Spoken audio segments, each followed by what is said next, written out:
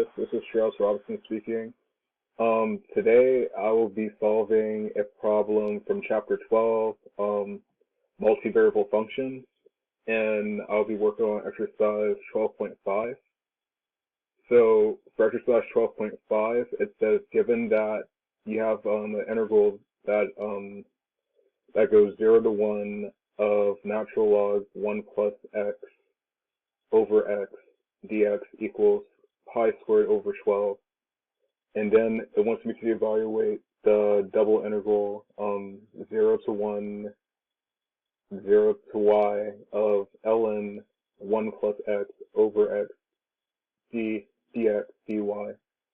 So when it comes to double integration, I notice that the goal that what I'm trying to accomplish is to basically find the volume under a surface.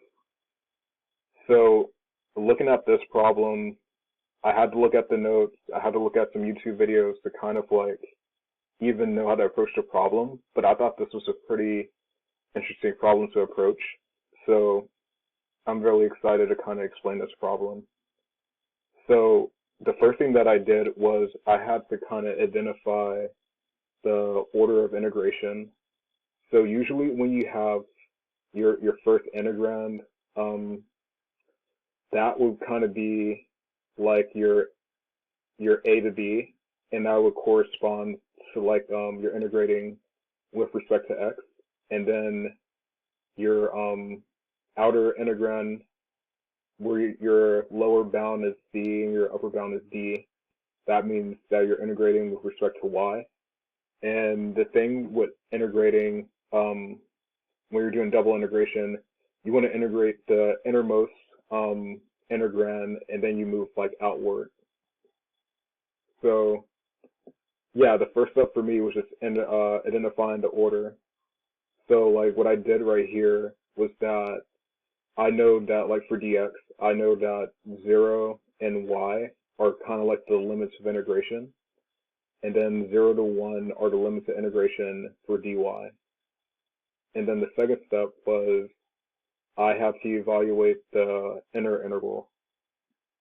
So based off of information from the problem, I said that the integral of 0 to y of ln 1 plus x over x dx resembles the given integral that they gave us, which was the integral of 0 to 1 ln 1 plus x over x dx equals pi squared over 12.